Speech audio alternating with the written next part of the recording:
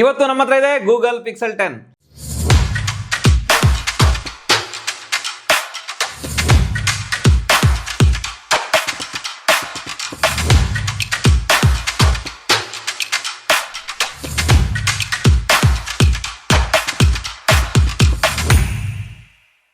ಈ ಫೋನ್ ನಿಮಗೆ 80,000 ರೂಪಾಯಿ ಒಳಗಡೆ ಸಿಗ್ತಾ ಇದೆ. ಈ ವಿಡಿಯೋದಲ್ಲಿ ಈ ಫೋನ್ ನ ಅನ್ಬಾಕ್ಸಿಂಗ್ ಮಾಡಕ್ ಹೋಗ್ತಾ ಇದ್ದೀನಿ ಮತ್ತು ಈ ಫೋನ್ ನ ನೀವು ತಗೊಳ್ಬೋದಾ ಬೇಡವಾ ಅಂತ ಹೇಳ್ತೀನಿ.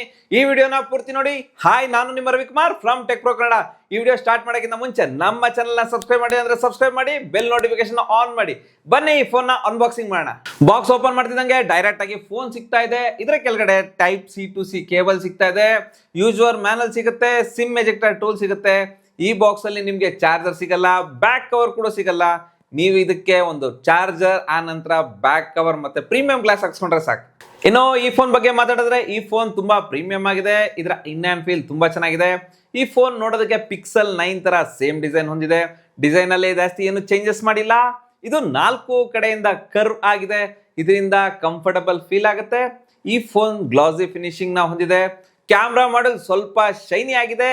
ಇದರ ಮೇಲೆ ಸ್ವಲ್ಪ ಫಿಂಗರ್ ಪ್ರಿಂಟ್ ಮಾರ್ಕ್ ಬೀಳುತ್ತೆ. ಇದರಲ್ಲಿ ಅಲ್ಯೂಮಿನಿಯಂ ಫ್ರೇಮ್ ಸಿಗುತ್ತೆ. ಇದು ಮ್ಯಾಟ್ ಫಿನಿಶಿಂಗ್ ನ ಹೊಂದಿದೆ. ಈ ಡಿಸೈನ್ ನನಗೆ ತುಂಬಾ ಇಷ್ಟ ಆಯಿತು. ಇದು ಸ್ವಲ್ಪ ಯೂನಿಕ್ ಆಗಿದೆ. ಇದರಲ್ಲಿ 3 ಕ್ಯಾಮ್ರಾ ಇದೆ ಮತ್ತು ಒಂದು LED ಲೈಟ್ ಕೂಡ ಇದೆ. ಇದರ ಕೆಳಗಡೆ ಗೂಗಲ್ ಬ್ರ್ಯಾಂಡಿಂಗ್ ನೋಡಕ್ಕೆ ಸಿಗುತ್ತೆ ಮತ್ತು ಇದಕ್ಕೆ ಗೊರಿಲ್ಲಾ ಗ್ಲಾಸ್ ವಿಕ್ಟಸ್ 2 ಪ್ರೊಡಕ್ಷನ್ ಕೂಡ ಸಿಗ್ತಾ ಇದೆ. ಇದರ ಬಿಲ್ಡ್ ಕ್ವಾಲಿಟಿ ತುಂಬಾ ಚೆನ್ನಾಗಿದೆ. ಈ ಫೋನ್ 217 ಗ್ರಾಮ್ ವೇಟ್ ಇದೆ ಮತ್ತು 8.5 mm ಥಿಕ್ನೆಸ್ ನ ಹೊಂದಿದೆ. ಈ ಫೋನ್ ಸ್ವಲ್ಪ ವೇಟ್ ಇದೆ ಅಂತ ಫೀಲ್ ಆಗುತ್ತೆ, ಆದ್ರೆ ಇದರ ಇನ್ ಹ್ಯಾಂಡ್ ಫೀಲ್ ತುಂಬಾ ಚೆನ್ನಾಗಿದೆ. ಮತ್ತು ಫ್ರಂಟ್ ಅಲ್ಲಿ ಪಂಚೋಲ್ ಕ್ಯಾಮ್ರಾ ಇದೆ ಮತ್ತು ಇದರ ಬ್ಲೆಜರ್ಸ್ ಕೂಡ ಕಡಿಮೆ ಇದೆ. ಈ ಫೋನ್ 4 ಕಲರ್ ಅಲ್ಲಿ ಲಾಂಚ್ ಆಗಿದೆ. ಈಗ ನಮ್ಮ ಹತ್ರ ಇರೋದು ಇಂಡಿಗೋ ಬ್ಲೂ. ಇನ್ನು ಉಳಿದ ಕಲರ್ ನೋಡೋದಾದ್ರೆ forest grey, lemon grass yellow ಮತ್ತು ಆಬ್ಸಿಡಿಯನ್ ಬ್ಲಾಕ್.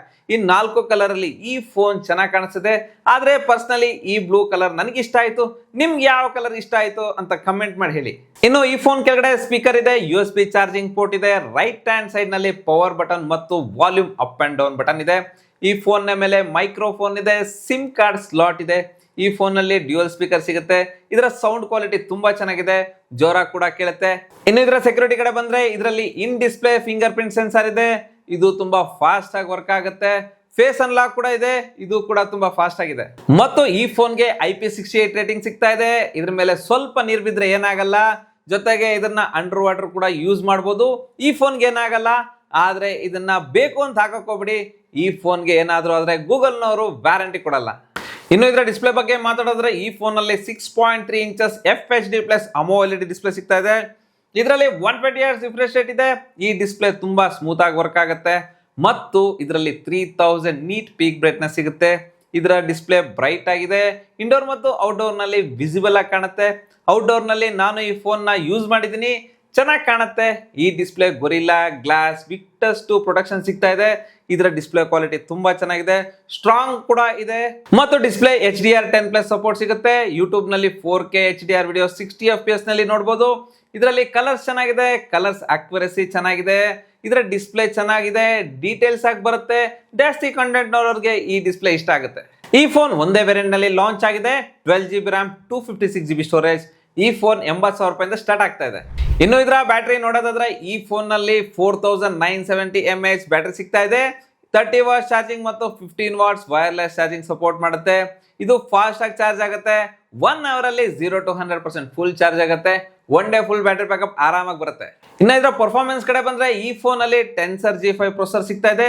ಈ ಪ್ರೊಸೆಸರ್ ಫ್ಲಾಗ್ಶಿಪ್ ಪ್ರೊಸೆಸರ್ ಆಗಿದೆ. ಇದರಲ್ಲಿ LPDDR5X RAM ಮತ್ತು UFS 4.0 ಸ್ಟೋರೇಜ್ ಸಿಗ್ತಾ ಇದೆ. ಇದರ ರ್ಯಾಮ್ ಟೈಪ್, ಸ್ಟೋರೇಜ್ ಟೈಪ್ ಎರಡೂ ಚೆನ್ನಾಗಿದೆ. ಈ ಫೋನ್ ನಲ್ಲಿ 11 lakh ಪ್ಲಸ್ ಆಂತರಿಕ ಸ್ಕೋರ್ ಇದೆ.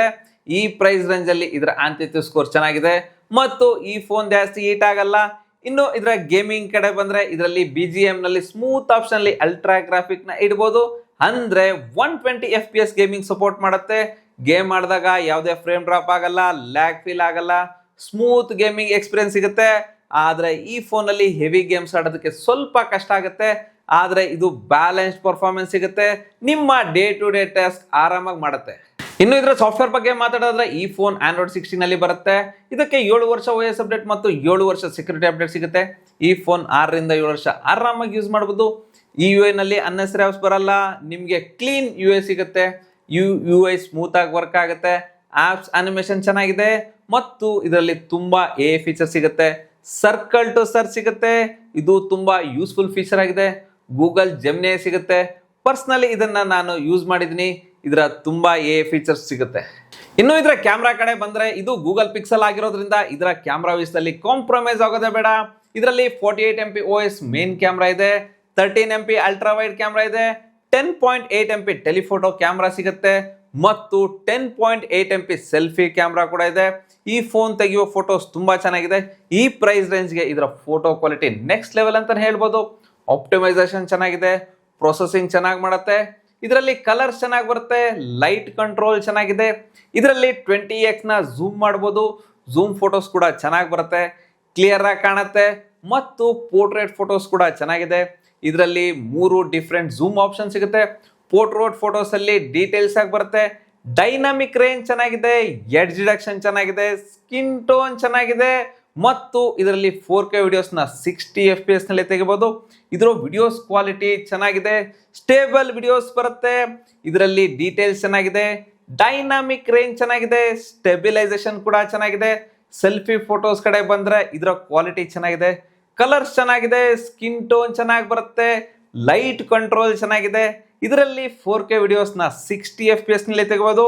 ವಿಡಿಯೋಸ್ ಕ್ವಾಲಿಟಿ ಚೆನ್ನಾಗಿದೆ, ಇದರಲ್ಲಿ ಸ್ಟೇಬಲ್ ವಿಡಿಯೋಸ್ ಬರುತ್ತೆ, ಇದರ ಡೀಟೇಲ್ಸ್ ಚೆನ್ನಾಗಿದೆ, ಕಲರ್ಸ್ ಚೆನ್ನಾಗಿದೆ, ಲೈಟ್ ಕಂಟ್ರೋಲ್ ಚೆನ್ನಾಗಿದೆ. ಓವರ್ ಆಲ್ ಇದರ ಕ್ಯಾಮ್ರಾ ಕ್ವಾಲಿಟಿ ಚೆನ್ನಾಗಿದೆ. ಇನ್ನು ಇದರ ಕನೆಕ್ಷನ್ ಕಡೆ ಬಂದ್ರೆ ಇದರಲ್ಲಿ ಮಲ್ಟಿಪಲ್ 5G ಬ್ಯಾಂಡ್ ಸಿಗುತ್ತೆ, ವೈಫೈ 7 ಇದೆ, ಬ್ಲೂಟೂತ್ 6 ಇದೆ, ವೈಡ್ 1 L1 ಸಿಗುತ್ತೆ.